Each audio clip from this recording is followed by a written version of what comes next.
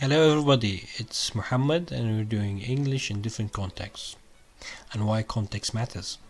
So this is the first episode and hopefully if you enjoy it, it won't be the last. So what does context mean? Context means circumstance or circumstances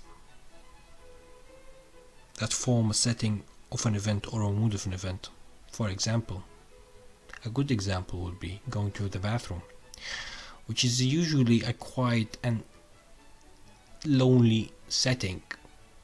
Therefore, you wouldn't want anyone to annoy you during your bathroom session. So now that we understood or understand what context means, we have to now try to use our words and knowledge of something in certain contexts. So moving on to today's topic, which is board games. Specifically, we'll be discussing the world's most famous board game, chess.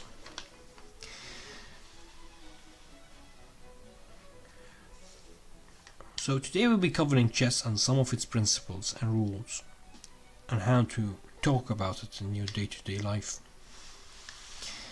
So chess is a two-player game, a two-player turn-based game, which is played on a 64 squared checkerboard as shown in the picture.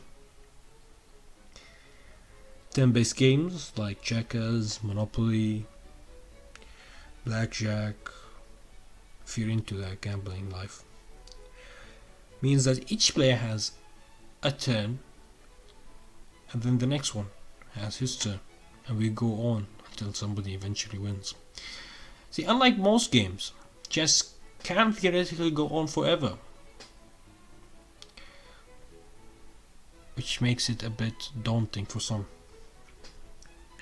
So unlike other board games that you might have played or still play, chess is cool because it's a strategy game, and we will look at some strategies in chess after explaining some of the rules. In chess we have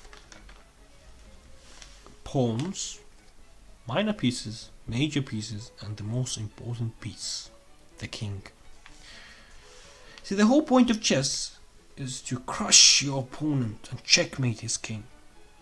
In the context of chess, checkmate means to trap your opponent's king.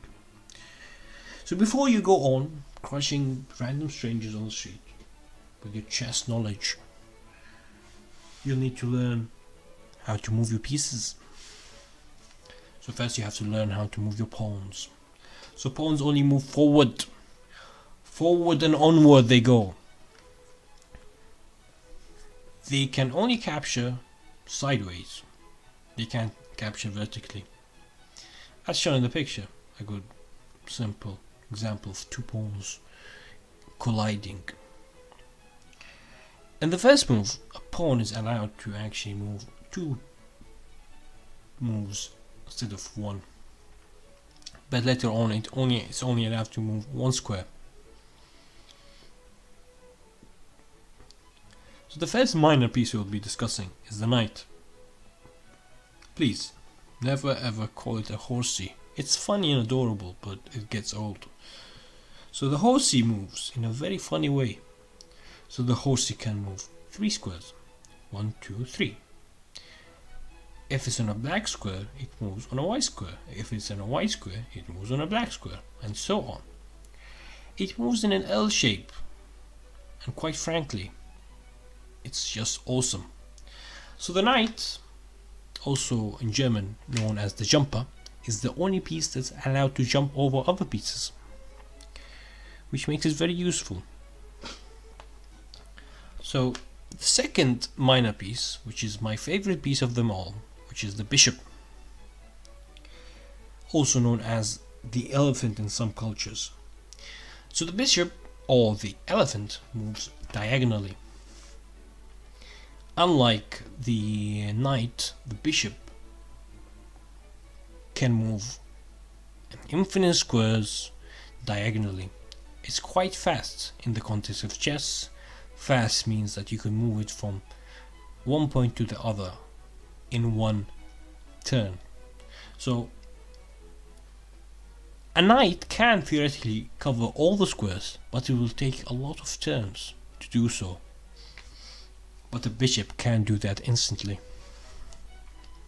Moving on to the first rook, which looks like a castle. However, we call it a rook because we're cool. Like a rook, you'll be a rookie at chess because you just learned it.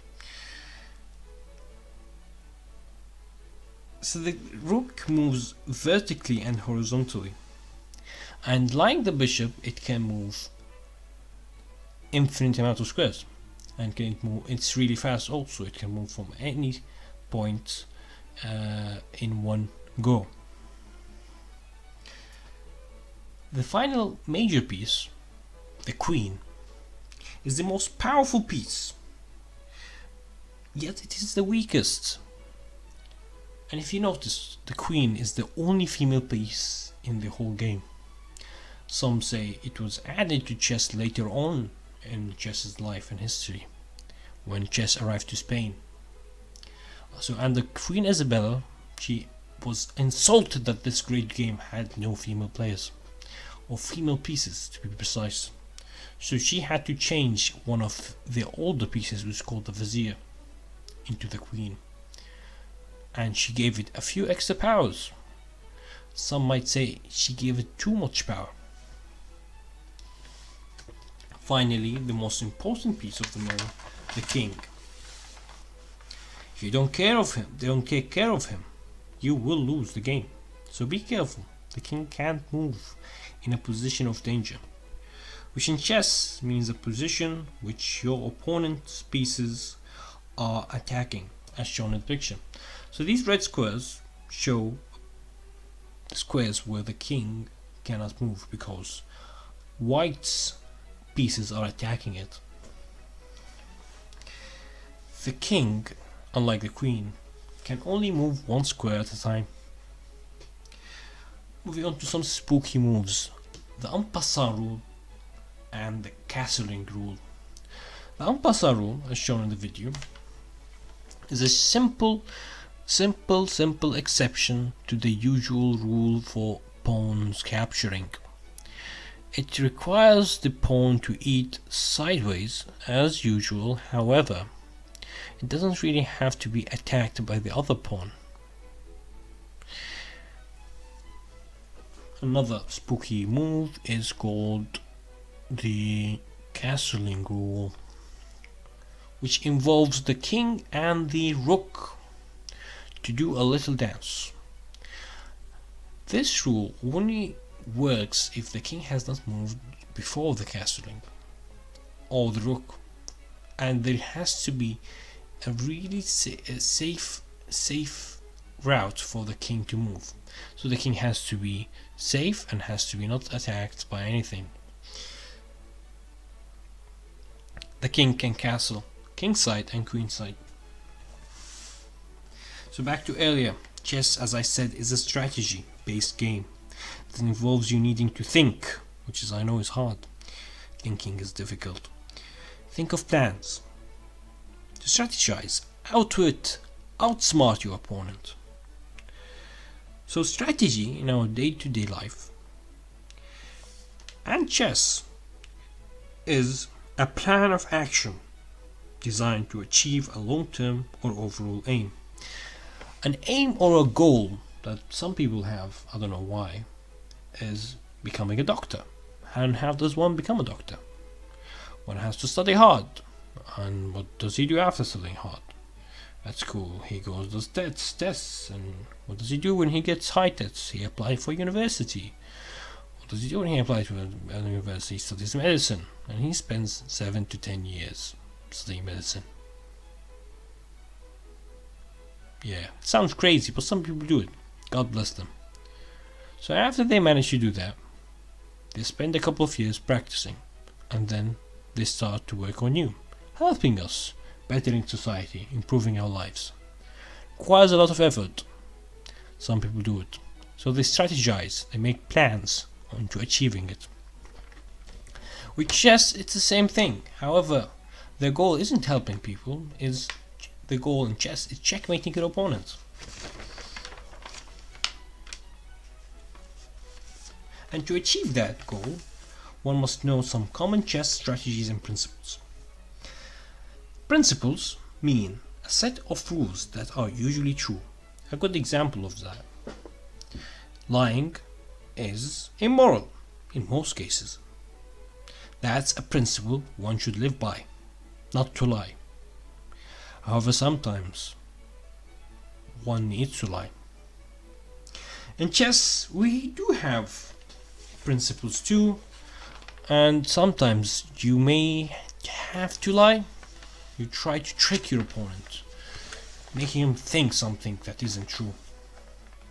So in chess, one has to develop the pieces, control the center, castle your king, king safety, which moves us on to the most important strategies of any game of chess. Always keep your king safe.